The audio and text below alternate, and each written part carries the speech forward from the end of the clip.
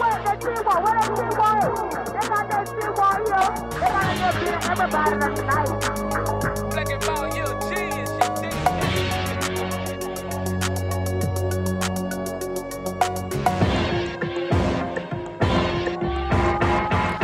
what's up, guys? Welcome out to another episode of According to Kaz Queen. And as always, I'm Kaz. And I'm Queen. And this is this little podcast of ours. These are conversations that happen between a husband and wife in the privacy of our own home that we bring to you guys.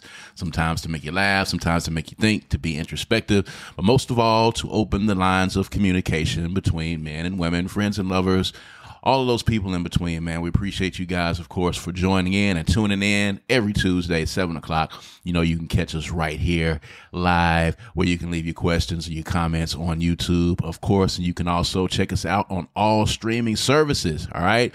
Google Podcasts, Apple Podcasts, Spotify, all of that good stuff. And, of course, we are also streaming on Black with No Chaser Radio. So all you got to do is download the BWNC app. All right. Download the BWNC app. All right. On the in the Google Store, in the Play Store, and in the iTunes Store. All right. You can check us out there. And of course, if you like seeing our bright, shiny faces, you can check us out right here on YouTube. It's youtube.com/Brad Kamikaze Franklin. You need to go and subscribe to that page and turn on the notifications. When I put my finger right here like this, boom, if you're watching us, all right, there you go. youtube.com/Brad Kamikaze Franklin. Make sure that you are liking, subscribing to, and turning on the notifications for that page. We are inching our way closer to 1,000 subscribers so that we can monetize this channel. There's a lot of good content on there as well. So check out According to Kaz Queen, and check out the Good Things Jackson show as well. And as always, this show is brought to you by the Kundi Collective, www.kundicollective.com. Designs for any state of mind. Just a great way for you to express your blackness or express what you are feeling. Of course, if you've been paying attention for the last couple of weeks, this is one of the hottest shirts we got going on right now. Ain't no genius like Black Mississippi Genius. All right. So make sure you go to www.kundicollective.com. You can get this t-shirt and many others. And of course, we got a brand new t-shirt on there as well. Another one brought to you by my beautiful bride. We have added the Match My Energy shirt. Match My Energy shirt. So you wanted to explain what that means. Yeah, so, there's this whole element of people out there saying, that I match energy and you go low, I'm going lower. Well, that doesn't work for me. I believe that if you go low, I go high, as the great Michelle Obama said. And I am not about matching negative energy or toxic energy or energy that is not good in any fashion. So level up and match my energy. I'm not going to bring myself down to where you are. I think that you need to rise to where I am. Get positive. So that's what, for all the people out there who agree with me, this is what this shirt represents. There it is. Match My Energy is available at kundicollective.com, www.kundicollective.com, KUNDICOLLECTIVE, kundicollective.com. If you're listening to us on streaming services, if you're watching us, of course, you see it up on the screen. So make sure that you check that out. Go and check out all of the designs that we have there. We appreciate it. We appreciate you guys checking out the the Ain't No Genius Like Black Mississippi Genius. It's been kind of ringing up on the site, and you guys have discovered some of the other designs we have as well. So y'all are starting to partake in that, and we appreciate it. It's something that we started during COVID. Learned a new skill, as a matter of fact, making t-shirts. And we came up with some designs and some things that we thought that we would like to see on t-shirts that we did not see. So we started putting some of the stuff that we were saying in the privacy of our own home. We started putting some of those things on t-shirts, and it kind of just took off from there. So it's a real cool thing. We appreciate you guys for patronizing and supporting as well. So a lot of stuff going on this week. A couple of things I want to talk about in particularly, but I got to say, I think you were watching as well. I just got to speak on, watching DC Young Fly, eulogize Jacky Oh. I think you watched his words, and they were shared across all platforms. I think it went viral. Whether or not you feel a way about people recording at funerals, and I saw a lot of different angles and a lot of different videos from the funeral inside of the church. I don't know exactly how I feel about, filming moments like that, but outside of that, him speaking so eloquently and heartfelt about Jacky O, has touched, many hearts and some nerves. Some people have said that, he doesn't appear to care, or he's not grieving enough, or he was joking, making a statement as to how he should grieve. And there's some people that are saying that, it shouldn't have been televised. And then there are some people that are saying that it was great, and they commend him for the strength that he has. I can't imagine or fathom, having to speak and, to bury my rib as he spoke about Jacky O. I can't even imagine it. I don't want to imagine it, but, to see him be so strong and speak so clearly, and, be able to infuse humor into it, and the words that he said about, God not making any mistakes, among other things. It was a heavy, heavy time, I gotta say, but, you watched it as well. I kind of want to get your thoughts on it too. We didn't really get a chance to really talk too much about this before the podcast, but I know it was something that you saw, and it kind of, touched you as well. Yeah. First off, I just want to say that what I do know for sure is that we cannot measure how one person grieves. Correct. It just is not our place to do that. Correct. Not only is it not a good moral thing to do, but it also can't be measured, because you can't possibly understand what another person is feeling, or feel what they're feeling. So I wouldn't dare pass any judgment on whether or not he cared about her. That's not for anybody else to say. Now, I'm sure his family and friends know him, the people who know him better can say whether or not he cared about her, but that's not for the general public to make some sort of assumption based on what he said. Right. Now, also, I think it was refreshing, and I'm actually glad this one particular time that it was videoed and that it was shared, because I think people need to see that grieving doesn't have a look. It does not have a particular assignment or an instruction book. Grieving is what it is. He is who he is. The one thing that's very clear is that he is God-fearing and he's faithful. People don't understand what faith looks like. That's the problem. Y'all don't recognize faith when you see it. So that's where the judgment is coming from. I thought it was beautiful. I thought it was truly authentic. He didn't try to go up there and be anybody other than who he was. He talked about the person that he loved from a place of love. And I can dig it. I really can dig it. Him getting up there without telling a joke wouldn't have been authentic. Right. He was speaking from his heart, and we got his heart. And so he didn't make any overwhelming statements about, I don't know what I'm going to do. That's faith, guys. Like, that's what that looks like. And I commend him, and I'm thankful for it. And prior to this, I was not even a DC fan, if I'm being honest with him. I think he's silly. That's not my particular type of humor style. He makes me laugh, but it's silly. It's silly funny, if that makes sense. So sometimes it kind of gets on my nerves. But seeing how he has handled this, reading some of the things that his friends and people who know him well have said, they all refer to him as being God-fearing and as being a praying man. And I didn't know that about him until this happened. So, I wasn't really following. I don't know if it was public knowledge that he was a man of faith. I don't know, because I didn't really follow him like that. But I'm really thankful for the opportunity to be able to see him be vulnerable and faithful at the same time. So yeah, it touched me a lot. And I think people need to save their remarks and about this. But, we live in this world where people always have to have something to say. Yeah. So that's just what it's going to be. People definitely grieve differently. I think just off top, this is something that you have to know. Everybody does not cry their eyes out. Everybody does not fall out. Everybody does not scream, in pain and agony.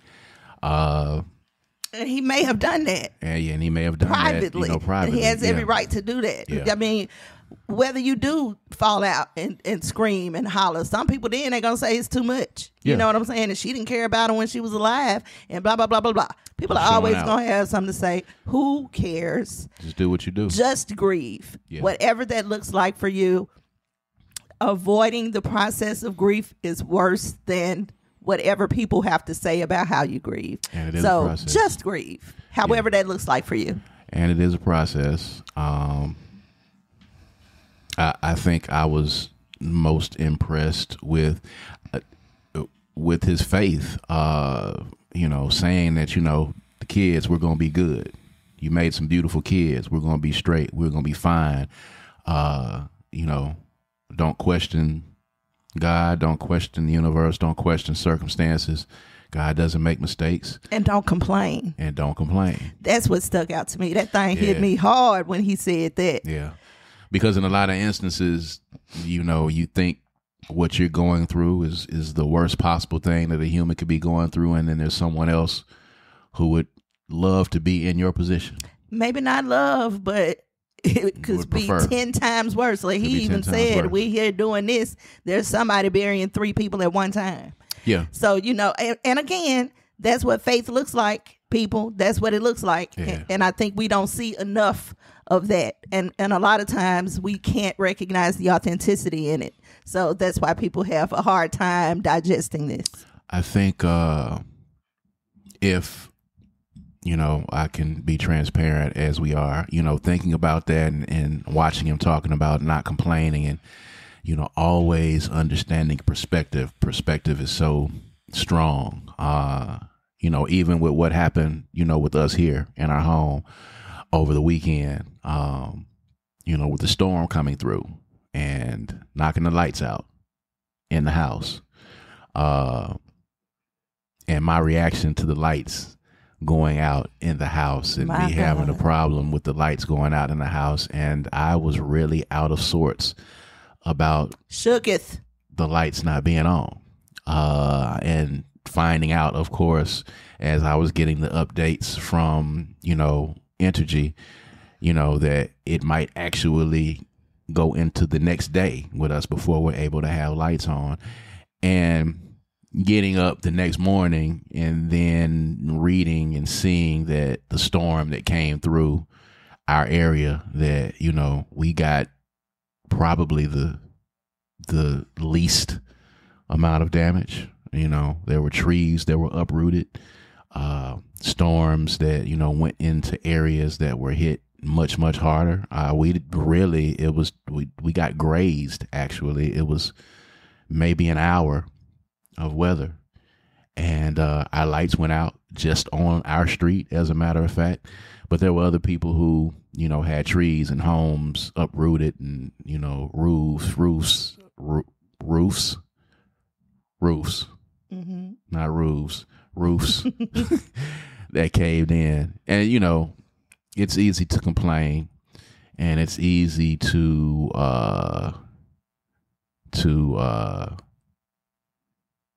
it's easy to look at your situation and lament and wallow in it and see how bad it is. But there's always somebody that's in a worse situation.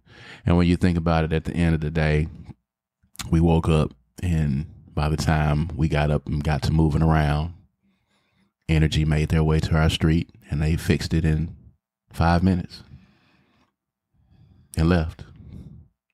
And I wasn't really pleased with my reaction to it, but, we're going to talk about that a little bit amongst some other things, just in the self-actualization thing of it. But I want to talk about something that you have been talking about, and something that you've been dealing with, and something that you touched on in your Whispers and Screams sessions, that your group therapy sessions that you're having, abandonment. Yeah. And it's been on your heart heavy lately, inspired by, events and TV shows and life experiences and things of that nature, and dealing with abandonment. And, we're talking about DC Young Fly, who had the mother of his children, someone that he loved. He called her his rib, and she was taken away from him like that. And no one thought that when she went in to get this procedure that she would not be coming out. And suddenly he's going to be raising those kids alone. And that issue of abandonment that people have, that's one of the issues, because for you, it started when your father passed at that time. So talk about that a little bit. You said you wanted to touch on it. Well, I wanted to touch on it because I really want to take the opportunity to let people know that a lot of us deal with issues that we don't recognize, and they show up in our day-to-day living. Mm-hmm. They form who we become, and abandonment wounds is one of those things. Like, you may be clingy. You may not be able to get a real connection with people because you're afraid of trusting, because you've been left before. And abandonment looks different for different people. My abandonment came at losing my father at such a young age. Some people are abandoned by their parents when they work a lot and don't have, the capacity to be there for them, to nurture them. So they feel neglected. I had one of the people in Whispers and Screams said that her abandonment was actually physical, because she was a very touchy-feely kind of kid, but her mom was uncomfortable with physical contact. Oh, wow. So she would try to hug her mom, and her mom would physically push her away. Oh, wow. So, of course, that shows up for her as intimacy issues, discomfort with being touched. She's working her way through it, of course, because she's cognizant of it. So she tells herself, she doesn't automatically hug anybody. She's always very thoughtful about it. Mm-hmm. And then she asks for permission to hug someone. So it's not like I walk up to you, I hug you automatically. She is always cognizant of when her arms raise to go around somebody else. Can you imagine that? Wow, yeah. That's tough. So I just really wanted to touch on it, because I don't want people thinking that something is wrong with them without being able to identify where it is and what you need to heal. You need to be able to call the thing in order to heal it. And if you are one of those people, and I posted several different signs of abandonment issues on my page, but if you are one of those people, you can heal that. You can heal that wound. It is not easy. You will have triggers, but you can heal that. And you may not be the kind of person, I suffer with friendships, wondering if people are really down with me, they faking, insecurity, all of that stuff since 13. And I've been working, I've had abandonment issues for a long time, but this year has been kind of tough for some reason, whatever reason it is. So I'm really glad that I had the opportunity. And when I say the opportunity, my Whispers and Screams sessions are given to me by Spirit. So I'm glad that I had the opportunity to dive into this, because the series is Own Your Power. So this is one of the ways that you can actually own your power, because turning that abandonment wound into something healthy would benefit you and also your children, because actually it just kind of goes in a circle if you don't heal it, and your children will end up, based on your behavior of being abandoned, having repercussions of that behavior. So it becomes a cycle. So I just kind of wanted to make sure that people understood that who you are, how you manage your relationships, how you manage your friendships, how you manage yourself, because you can also self-abandon. You cannot be there for yourself. So all of those things can be healed. So if you're feeling that way, never do this, but because it is so close to my heart, if you're watching this and you would like to have a queen session about it, it's very special to me. It's a special thing, abandonment to me, because it's one of my issues, one of my many issues that I'm working on. So please reach out so that you can start the healing process for yourself. So how does that show up in different ways for people? Is you talked about, how it showed up in different ways for you. You talked about, your father, passing at 13. And that kind of set things off, but other things that have happened and how that manifests itself. You can have a lack of trust, the not being able to trust yourself, not being able to trust other people, not being able to actually love, like you don't believe that you're lovable. So any way that can show up, if you don't believe that you're lovable, you may not try as hard for people's attention. You may limit your abilities in life. Don't try to get that promotion. Don't push yourself to be an entrepreneur. Those types of things. And in relationships, it shows up as being clingy. The women who are going through the phones, they don't trust the men. They have self-esteem issues. And it's not just women. Men do it too, but I'm just speaking specifically to women. Anything that looks like any behavior that you are actively participating in that is negative and toxic, and that it comes from somewhere. And most of the time it's from trauma. So it could be a myriad, like I could list all day long what it is, what the signs are, but it's a lot of them. Yeah. Those are some of them. Clingy, lacking trust, lacking love, not feeling lovable, limiting your abilities, not pushing yourself, kind of being complacent, those types of things. So when did you grasp that this was the issue, that abandonment was the issue? When did you put a word to it? Well, a name to it? For one thing, I knew after the relationship I had that was abusive. After that, I started my self-work.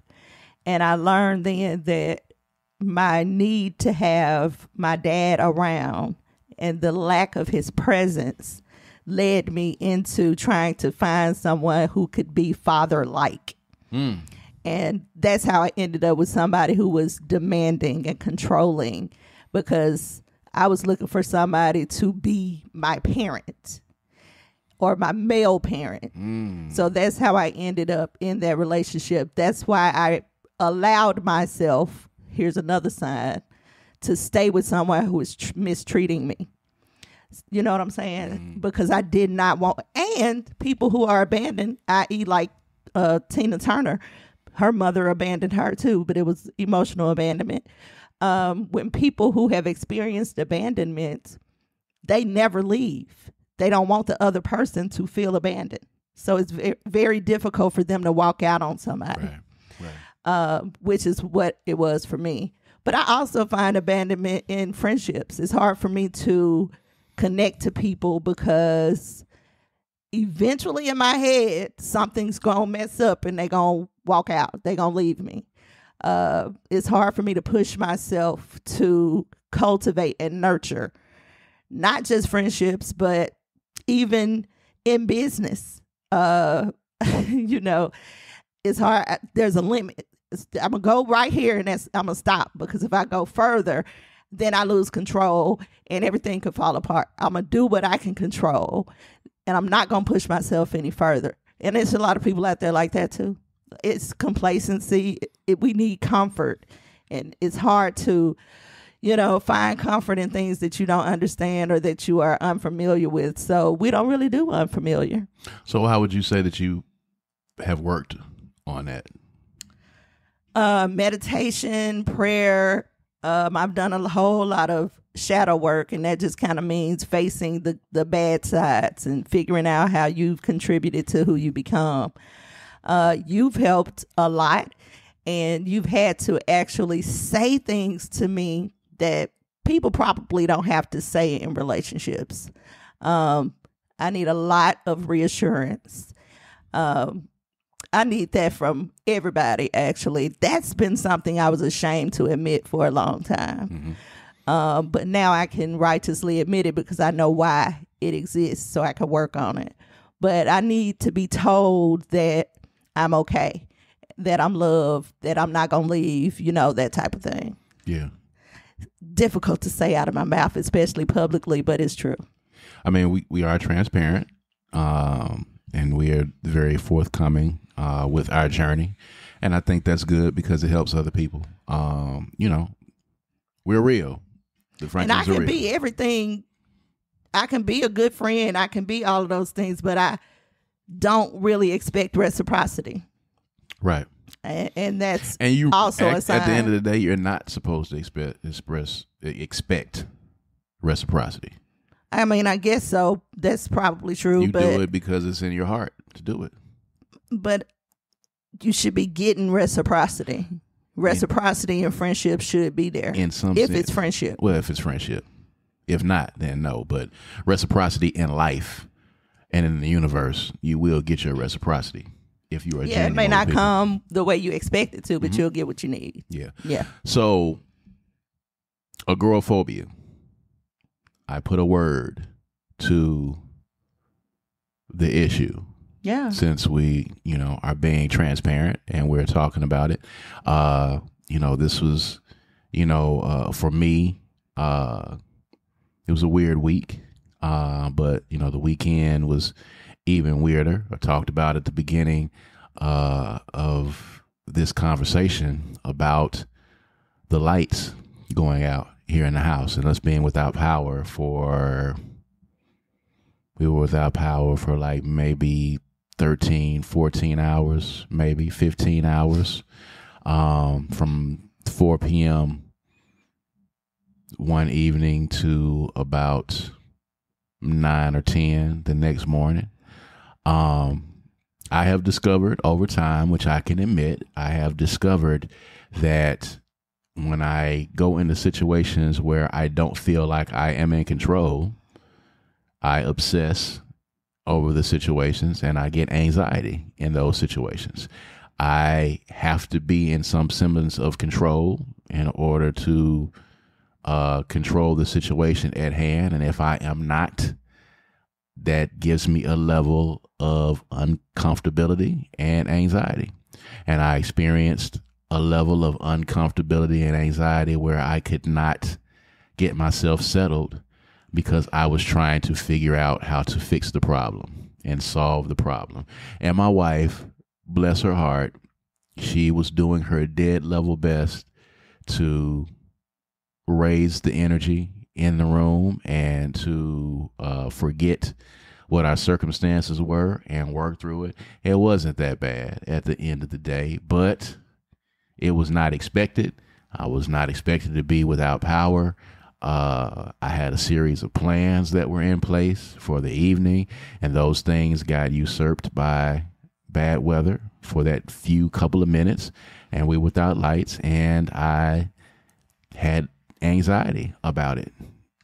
Couldn't even sleep that well, really. I'm so sorry that you experienced it that way. I know that you have a high level of anxiety when things are sprung on you. We talked about that before.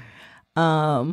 But you have to actively put in work towards it to make it different. You just can't wait for it to pass. You have to actually make an effort. Mm-hmm. I saw the evening completely different. I recognize that you did. We don't get moments free of the phone, free of other people, in silence, and I was looking forward to reconnecting, in that moment. But it was difficult for you to recognize that as an opportunity. And I couldn't do nothing. I couldn't do anything. So I just stopped and started kicking in myself and enjoying the moment for myself. But here's the thing. I recognized it as a moment because, how I know this is because it was crazy, because at the moment, our daughter was going out with some friends to the movies, and her ride was about to come and pick her up. And I had a series of plans put together for me and my wife when we're kid free for things to do, and I had prepared for them, and I was waiting for the moment that our daughter left in order for us to do it. At the moment, and this is how I also know that this is just crazy, at the moment that our daughter was getting ready to walk out of the door, Her ride was pulling up in the driveway at the moment that she was getting ready to walk out the door. And then, of course, the bottom fell out. Give us the space and time for us to do what we were going to do. The moment that she was walking out the door, the breaker, the generator, the what you call it? Transformer. The transformer was struck by lightning and knocked out the power. And it knocked out the power just on our street. What if that was by design just for you? Could have been. To recognize, you were put. Let me tell you what happened. You were pushed to identify this emotion. You were able to name it, study it, understand it, know that it's a real thing. Mm-hmm. That's important when you're getting ready to heal it, to work on it, to move through it, you know? So you learned something last night. You also got to see the difference in how you managed it and how I managed it right there in real time. Whether or not you were ready to participate in it with me, you still were able to see it. You got a clear visual. And so it was a learning experience for you. I'm thankful for it. I mean, I acknowledge the timing of it. The timing happened just at the moment that she was walking out, and it was just a way of saying that, you know, she's gone now, and I know that you had something planned that you were going to do, but boom, here's the curveball. Now, what are you going to do? You're not in control. I am, and I'm speaking as God. I'm in control. Mm-hmm. And none of the stuff, everything that you had planned, A, could have still happened. And B, you didn't have to leave the house to do what was actually the purpose of us going out in your mind, which was to reconnect. So if that was the purpose, the lights going off didn't do anything but make it better because there were no distractions. If we had taken the opportunity, we could have had a distraction-free night where all we did was concentrate on each other. Here's the thing. So it's actually a gift. It would have been better than going out. True. We wouldn't have had no distractions. We started off well because we were in the bed. We were watching the iPad. We had to watch it, close together in an intimate moment. It was great. I even told you. I love this. It was fine. Ended up falling asleep. Like everything was cool.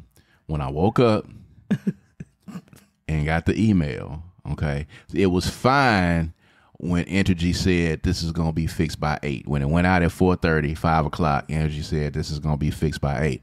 I'm cool. Let's watch some iPad. We're going to chill. And then when the lights come back on, we'll do some other stuff. Well, Entergy sent an email and said, oops, we're sorry. It's not going to be 8 p.m. My bad. It's looking more like 10 p.m. Okay, that's cool. We're going to watch the iPad. Fell asleep, took a nap. We're going to get up. By that time, the baby be back. Everything will be cool. Lights will be on. Air will be back on. Everything is cool. Didn't have a problem with it. When, we took the little cat nap and everything was nice and we were chilling. And then the email came through and said, oops, we're sorry. It's not going to be 10 p.m. It's going to be 12 p.m. on the next day. They played with you, man. When I saw that email, that's the one that took me to the point of uncomfortability, because at that point I was like, okay, we got to go through the rest of this night.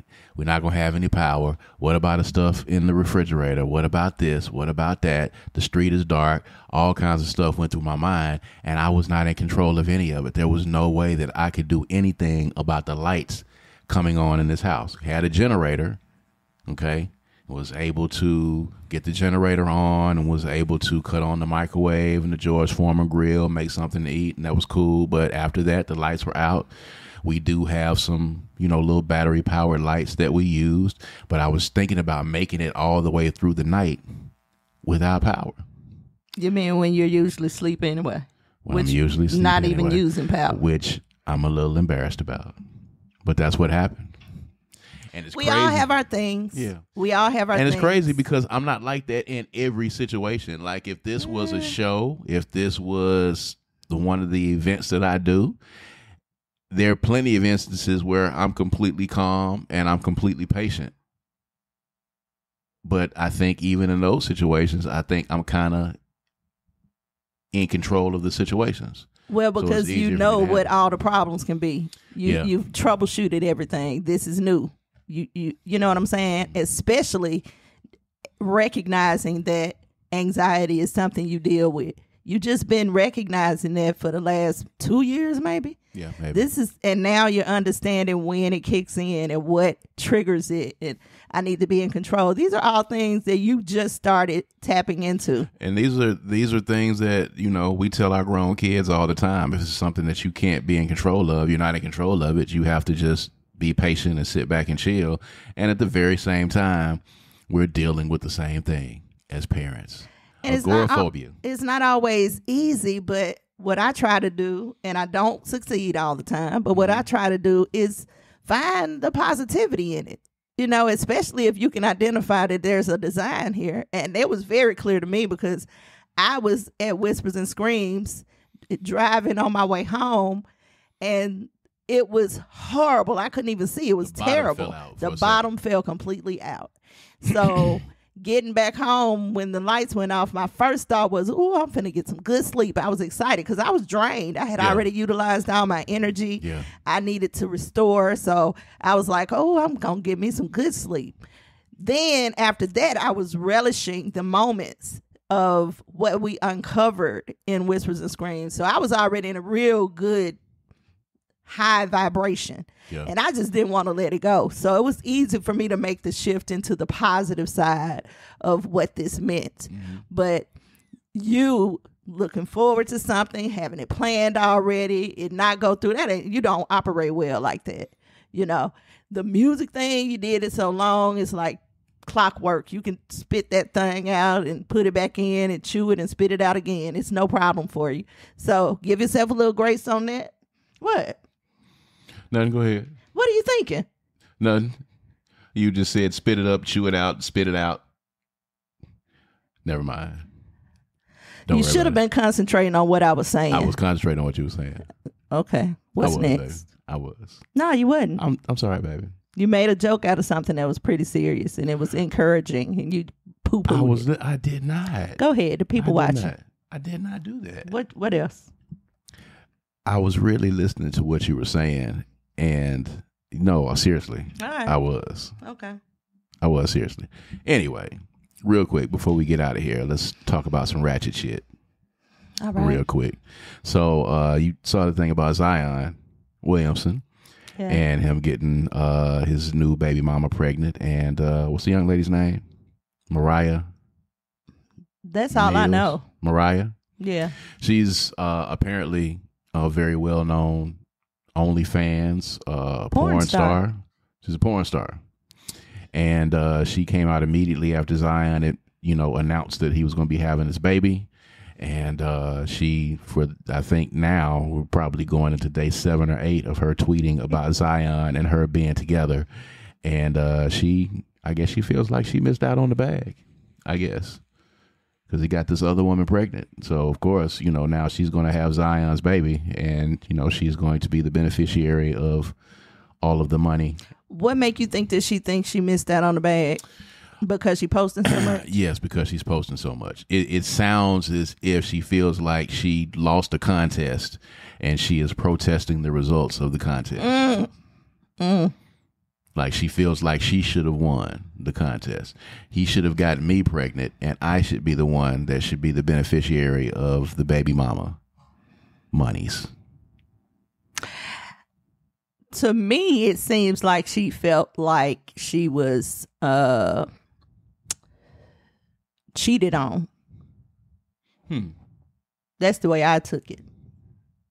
She has every right to feel that way, but I don't think anyone in this scenario, and I think even her included, can look at this as if she was being cheated on. He clearly was, messing around with several different women, as we saw, because they all popped up at some point. There was like 4 or 5. And he has a type, too, by the way. And I did see her say something to one of the other girls who came out that said, I'll move in with you.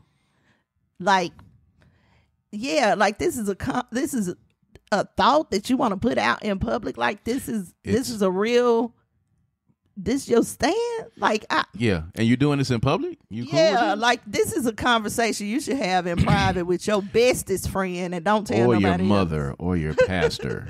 This is not something that you should be admitting in public, ma'am. Listen, first of all, you are 32 years old. If I'm reading, online correctly, you're 32 years old. Zion Williamson is 22 years old. The man just reached the age where he could drink last year.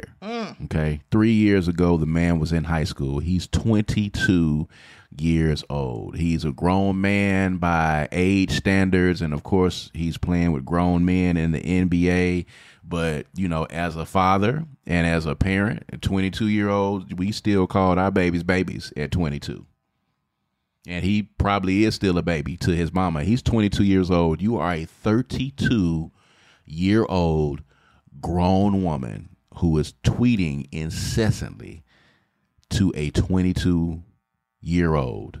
He hadn't responded either, has he? No, he hasn't responded. He shouldn't. And he shouldn't respond at all because it's ridiculous. You're going into day 6, 7, 8, ma'am, of tweeting Zion Williamson, who you knew going in that this was just going to be a thing with you getting down with an NBA basketball player. You are a porn star. You are familiar with this. We know what this is. Okay? And you're a grown woman. I just want you to have some dignity about yourself. I want you to have some pride. I don't know who your folks are. Someone needs to call you and reel you back in. You're a grown woman. You're 32. Okay? Lamenting over a 22-year-old kid who just turned 22 years old. Millionaire notwithstanding, one of the best basketball players in the league, one of the best young basketball players in the league notwithstanding. But ma'am, you're 32. Age does not make you grown. It does not make you grown. I'm just saying. Age does not make you grown. That's true. Clearly. And that's true.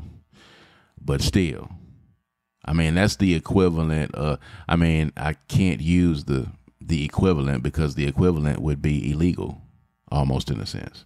It's just like you just being a grown man or a grown woman and lamenting over a kid or someone that is several years younger than you when you should probably be dating someone that is closer. It would make sense if you were dating a 42-year-old actor or she 42-year-old. Wasn't dating him. She was dating his bag. Yeah, well, she was dating the bag. So she really could take or leave him probably. She just missing out on the opportunity. The bag broke up. The come up.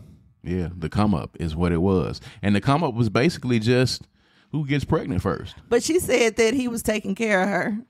He's a millionaire. He presented her with a certain lifestyle, and now it's gone because he's gonna have to be. Sounds like regular old issues that a lot of people have. Problem is, you took it to social media. That's the problem. From my research, she's got 1 million followers on Twitter. I think close to 1 million on Instagram, or maybe more than 1 million on Instagram. Like, she's doing quite well for herself in her field. I think her OnlyFans page probably makes a lot of money. Maybe she just wanted to get pregnant so she wouldn't have to actually do anything. I think that her ego is bruised. And I think that's what it's all about. I don't necessarily know that she wanted to be the one to have a baby or that she feels like, there's a connection with them. I don't even think that's any of that. I think that her ego is bruised, that he is claiming this baby publicly and he was with her. That's just, something she's going to have to get past. It's a cold game. It is. It is. In the words. And when you walk up to the plate, you got to just, swing the bat. If it hit, it hit. If it don't, it don't. You got to know that. You know what I'm saying? It's a cold game. In the words of Rick James, it's cold-blooded. It's what it is. So, I don't know. Guess we'll see. We will see. All right. She'll still be posting. And on that note, day 10 or 12. On that note, we're going to holler at you guys. We appreciate y'all. for coming in and tuning in with us here on this podcast. Again, make sure that you go and like and subscribe to the YouTube page and hit that bell. Turn on the notifications, man. Tell somebody about us. Tell them to follow us on Spotify as well, all streaming service. Check us out there, of course. And, you know, if you are in the city or anywhere in the Mississippi area, or if you're anywhere else, of course, you know, holler at Kaz and Queen. We out here, you know what I'm saying? Holler at us, your favorite podcasting couple, to come in and host your event or your panel or whatever it is that you got going on. You know what I'm saying? We're going to get out here in the rest of 2023 and 2024. And if you about that positive life, go on that website and get you one of these shirts. Match my energy. Let these people know. That's it. There it is. All right. So on that note, I am Kaz. And I'm Queen. And this is According To Kaz Queen. We're going to holler at you guys.